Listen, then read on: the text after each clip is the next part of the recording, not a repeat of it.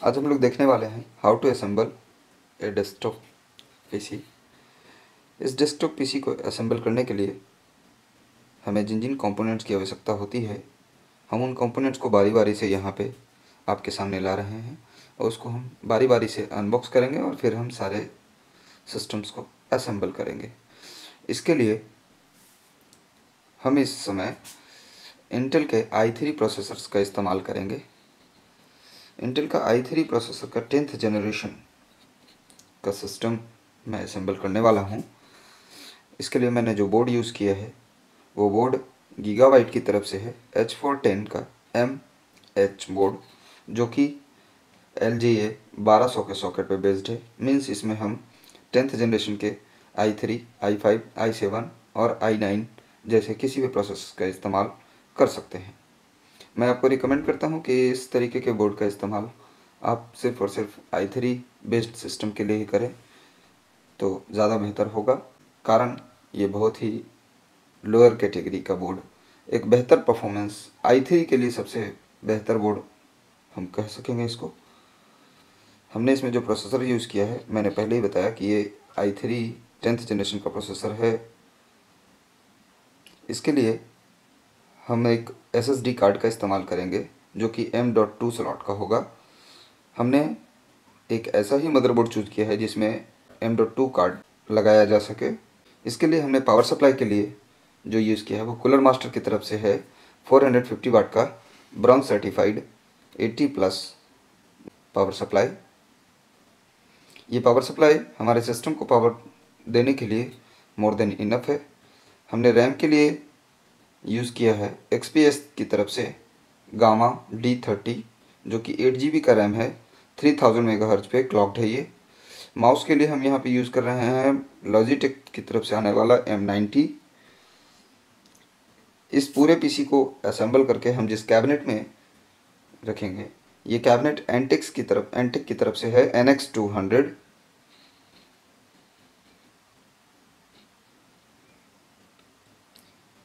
हम इस पीसी के लिए जिस मॉनिटर का इस्तेमाल कर रहे हैं, जो कि बहुत ही बेहतरीन मॉनिटर है, AOC की तरफ से आने वाला V1 सीरीज़ का C24V1H, जो कि एक कर्व्ड मॉनिटर है। और कीबोर्ड के लिए हम यहाँ पे एक मैकेनिकल कीबोर्ड का इस्तेमाल कर रहे हैं जो कि TVS कंपनी की तरफ से है, TVS का गोल्ड। इस सिस्टम का कॉस्ट अप्रॉक्सीमेटली 42,000 आ जाता है। अगर हम ऐसे सिस्टम को असेंबल करें तो इस सिस्टम में हम बहुत ही अच्छे तरीके से वीडियो एडिटिंग का काम कर पाएंगे। अगर हम एक एडिशनल ग्राफिक कार्ड इस्तेमाल करें तो एडिशनल ग्राफिक कार्ड लगाने के बाद हम इसमें चाहें तो किसी प्रकार के गेम को भी खेल सकते हैं। ऐसा नहीं है कि हम बिना ग्राफिक कार्ड का इस्तेमाल किए हुए गेम नहीं खेल पाएंगे या वीडियो एडिटिंग नहीं कर पाएंगे, बेशक कर पाएंगे, लेकिन अगर हम एक ग्राफिक कार्ड अलग से प्लग करें तो हमें और भी परफॉर्मेंस बेहतर देखने को मिलेगा। अगर हम ग्राफिक कार्ड इस्तेमाल नहीं करते हैं सेपरेटली तो हमारा ये प्रोसेसर इनबिल्ट ग्राफिक कार्ड के साथ आता है। आप जो यहाँ पे देख रहे हैं गीगाबाइट की तरफ से H410 बोर्ड है ये बोर्ड 1200 सॉकेट पे बेस्ड है, जिसके लिए हम किसी भी इंटेल के 10th जनरेशन प्रोसेसर का इस्तेमाल कर सकते हैं। इस बोर्ड की खासियत ये है कि इस बोर्ड के अंदर हम M.2 स्लॉट पाते हैं, जिसके कारण अगर हम ऐसे स्लॉट्स का इस्तेमाल करें और ऐसे SSD कार्ड को यहाँ पे प्लग करें तो हमारे सिस्टम का परफॉर्मेंस बहुत ही अच्छा हो जाएगा। चलिए हम इस बोर्ड को अनबॉक्स करते हैं।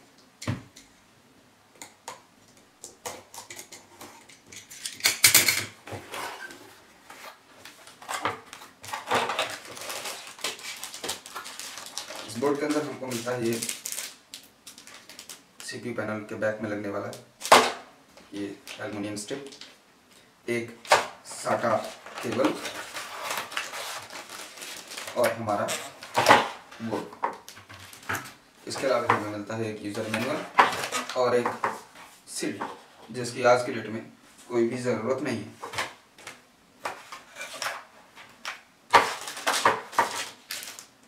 चूँकि हम इसके लिए M.2 के SSD स्टोरेज डिवाइस का इस्तेमाल करने वाले हैं, इसलिए हमें SATA केबल की भी आवश्यकता नहीं होगी। एक्चुअली में SATA केबल हमें 2 प्रोवाइड किया गया है इसके अंदर, फिर भी हमें एक की भी आवश्यकता नहीं होगी, हम इसे साइड कर देते हैं।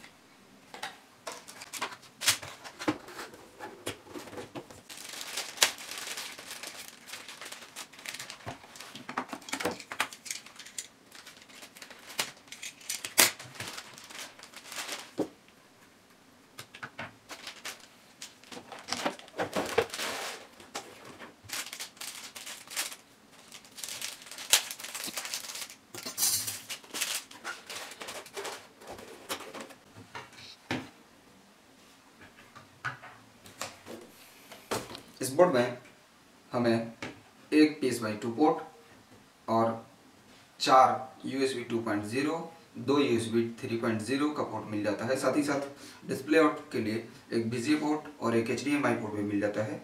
इसके साथ साथ एक लैन पोर्ट और 3 स्टूडियो पोर्ट भी मिल जाता है, जिससे हम ऑडियो इन या आउट कर सकते हैं।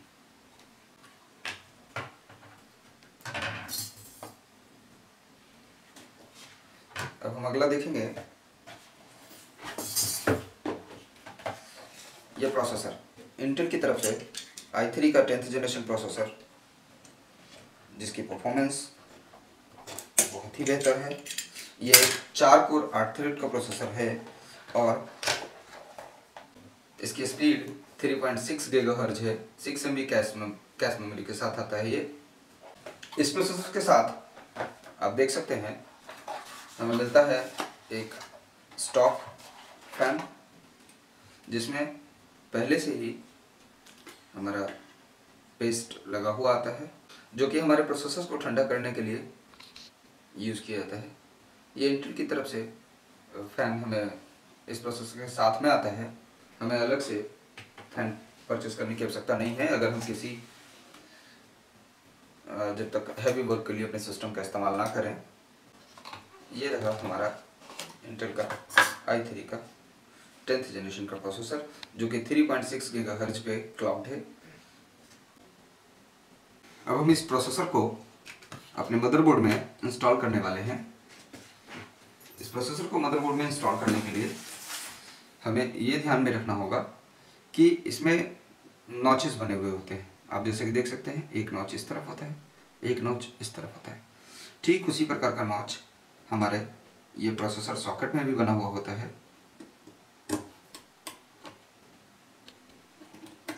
आप देख सकते हैं, बहुत ही अच्छी तरीके से आपको देखना होगा कि ये नॉचेस सेम टू सेम हमारे प्रोसेसर बोर्ड के प्रोसेसर सॉकेट में होना चाहिए सेम, और सेम पोजीशन पे हमारे हाथ में भी होना चाहिए। इसको हम बहुत ही सावधानी से ठीक इसके ऊपर बस प्लेस करेंगे। बहुत ही आसानी से ये यहाँ पे प्लेस हो गया। प्लेस हो जाने के बाद हम इस सॉकेट को बंद करेंगे और इस तरीके से हम इसके लॉक को लगा देंगे। जैसे ही लॉक लगाते हैं ऑटोमेटिकली ये कवर बाहर आ जाता है, जिसकी हमें कोई ज़रूरत नहीं है। यह हमारा प्रोसेसर हमारे इस मदरबोर्ड में सक्सेसफुली इंस्टॉल हो चुका है। अब बारी है, हम यहाँ पे इसके अंदर इंस्टॉल करने वाले हैं M.2 स्लॉट का SSD, जो कि बहुत ही फास्ट स्पीड प्रोवाइड करेगा हमारे सिस्टम को।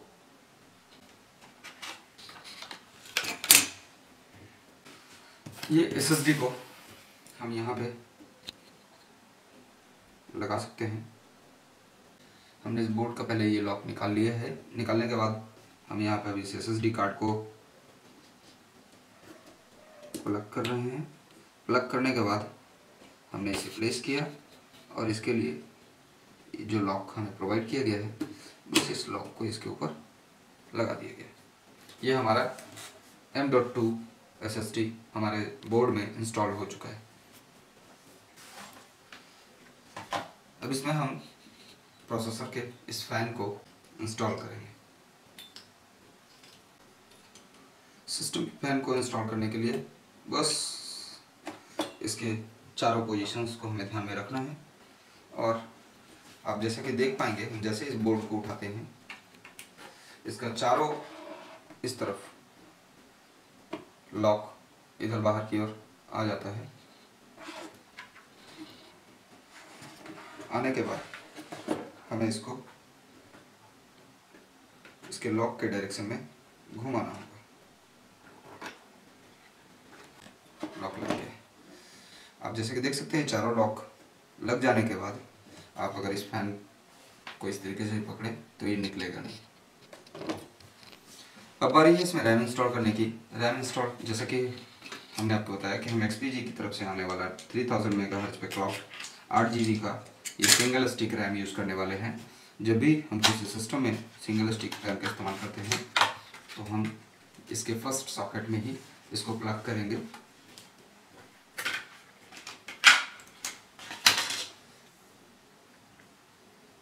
ये फर्स्ट सॉकेट इसमें मेंशन है ऑलरेडी।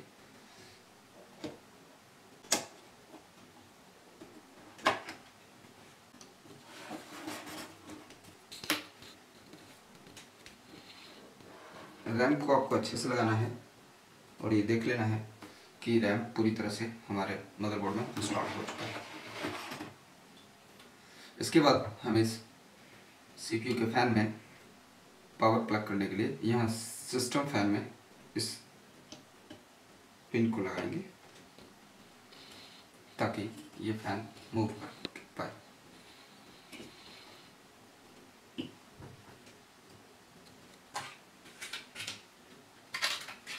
हमारा PC ऑलमोस्ट रेडी हो चुका है। बस इसे बारी है हमारे कैबिनेट में असेंबल करने की। कैबिनेट में असेंबल करेंगे जहाँ हम अपने CPU कैबिनेट में इसे पावर भी प्लग करेंगे। हम अनबॉक्स करने वाले हैं अब एंटेक के NX200 कैबिनेट का, जिसके अंदर हम अपने PC को असेंबल करेंगे।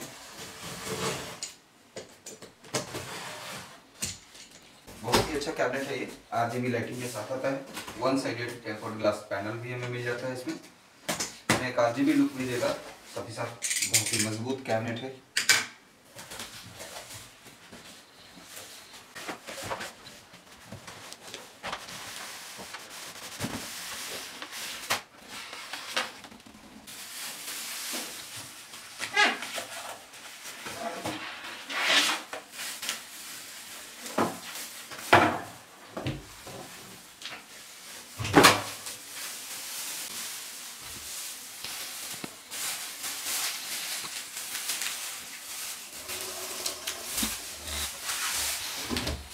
इस कैबिनेट के साथ हमें इसमें लगाए जाने वाले सारे स्क्रू भी प्रोवाइड किए जाते हैं।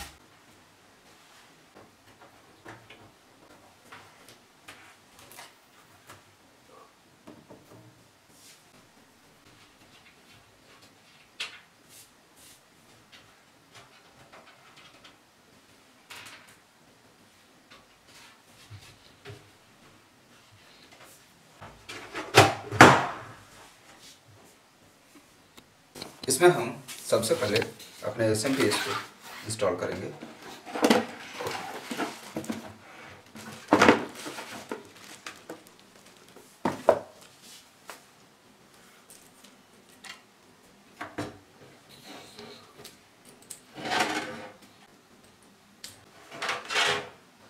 हम इस SMPS को अपने CPU में इंस्टॉल कर रहे हैं।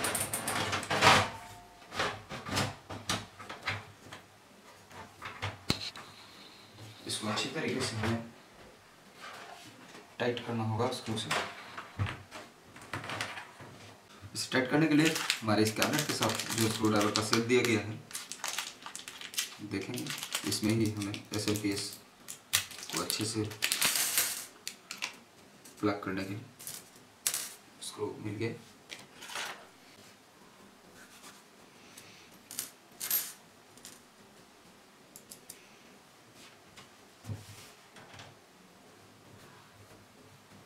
चार स्क्रू लगेंगे इस SMPS को अच्छे से इंस्टॉल करने के लिए।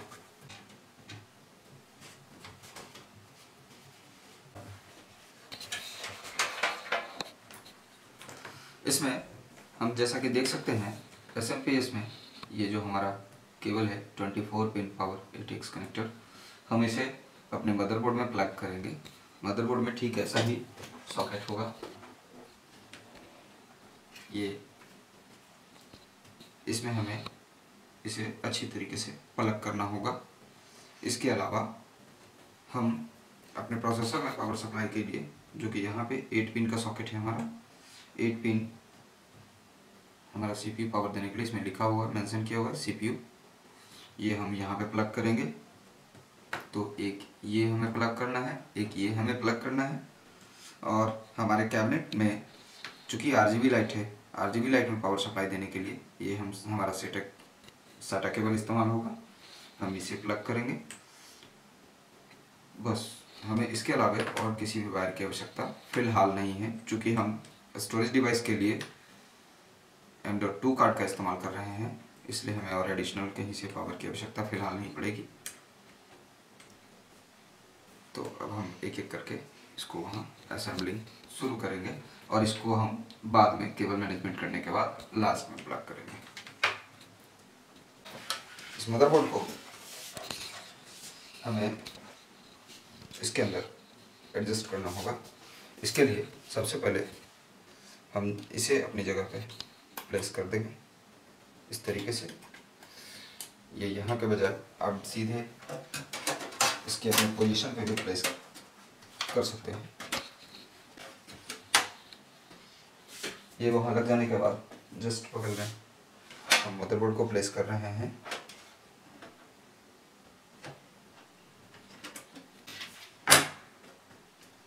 आप देख सकते हैं ये इस तरीके का लुक आएगा पीछे से।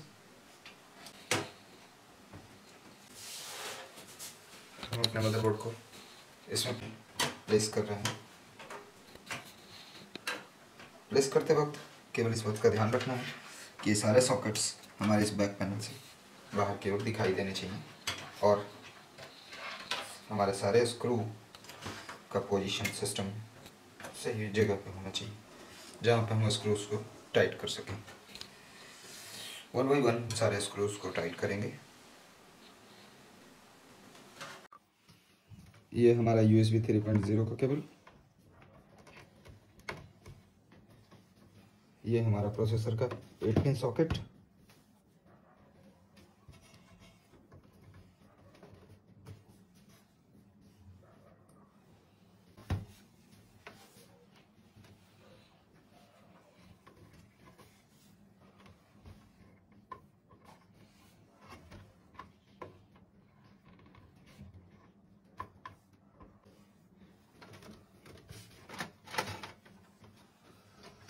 ये 24 पिन ATX केबल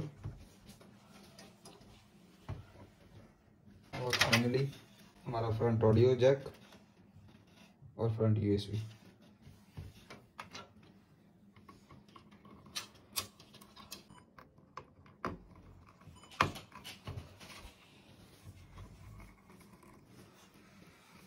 यहाँ पे HDD LED, पावर और पावर LED,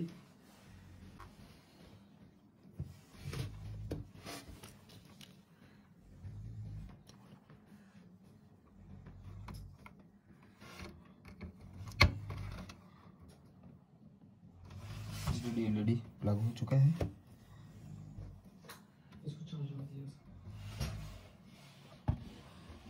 ये रहा पावर और ये पावर का